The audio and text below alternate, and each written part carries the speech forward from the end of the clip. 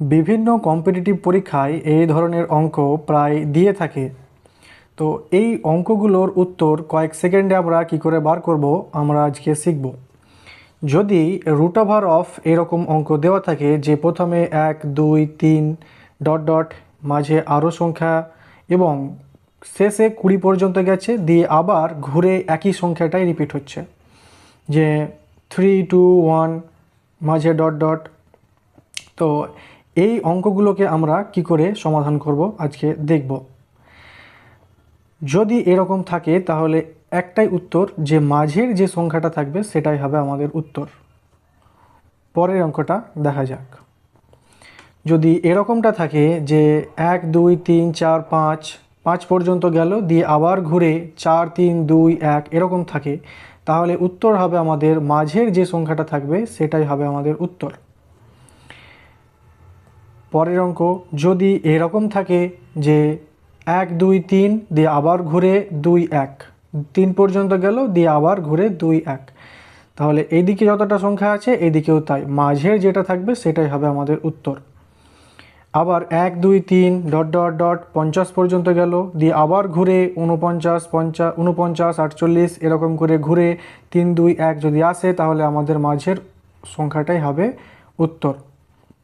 তো এটা কেন হচ্ছে, কিভাবে হচ্ছে, তার প্রমাণ আমরা এখানে দেখব। তার প্রমাণটা হচ্ছে যে এইদিকে 1 2 3 থাকছে, তারপরে 4, কিন্তু 4টা রিপিট না হয়ে তার আগের সংখ্যাগুলো আবার 3 2 1 এটা রিপিট হচ্ছে। তাহলে আমরা এখানে একটা সূত্র লাগাবো।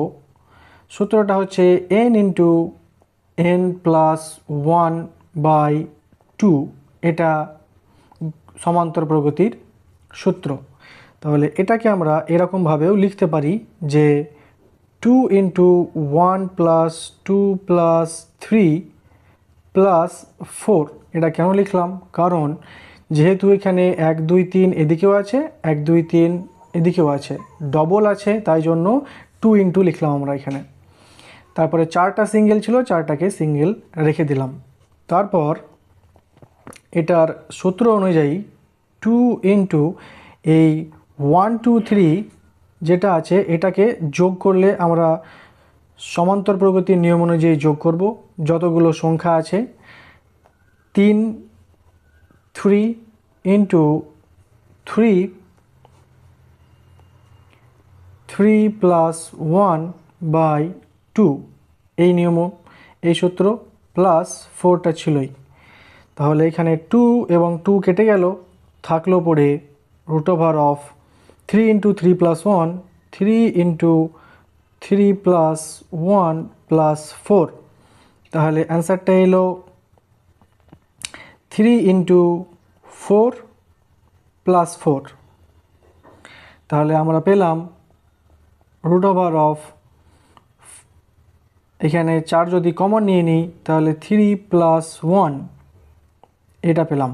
তাহলে আমাদের উত্তর আসছে 4 ইন্টু 4, 4 ইন্টু 4 মানে অ্যান্সার এলো 4। অর্থাৎ এই মাঝের সংখ্যাটাই আমাদের অ্যান্সার।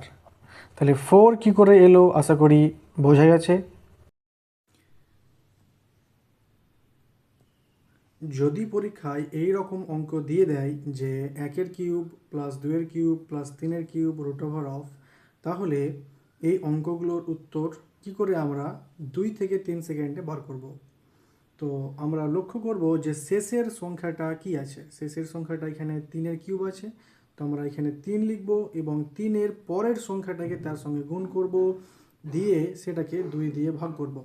তাহলে এটাকে 2কে 2 4 দিয়ে কাটলে 2, তাহলে উত্তর আসছে আমাদের অ্যান্সার 6। এটা হবে আমাদের উত্তর।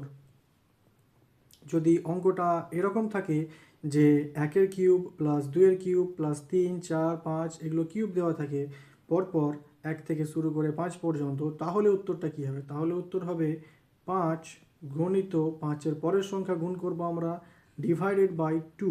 তাহলে 6কে 2 দিয়ে যদি ভাগ করি তাহলে উত্তর আসবে আমাদের 3। তাহলে 3 ইন্টু 5 ইজ ইকুয়াল টু 15। 15 হবে আমাদের অ্যান্সার। যদি অঙ্কটা একটু বাড়িয়ে দেয় এরকম করে যে 1 cube 2 cube 3 cube 4 cube dot dot dot 200 cube, তাহলে উত্তরটা কি আসবে? উত্তরটা আসবে আমাদের 200 গণিত 200-র পরের সংখ্যা 201 ডিভাইডেড বাই 2। তাহলে এটার সঙ্গে কাটাকাটি যদি করি আমরা, তাহলে 200 100 এটা চলে যাবে, তাহলে অ্যান্সারটা হবে 20100। এটা হবে আমাদের অ্যান্সার। 2 থেকে 3 সেকেন্ডে উত্তর আমাদের বেরিয়ে চলে আসছে। এটাই হচ্ছে নিয়ম।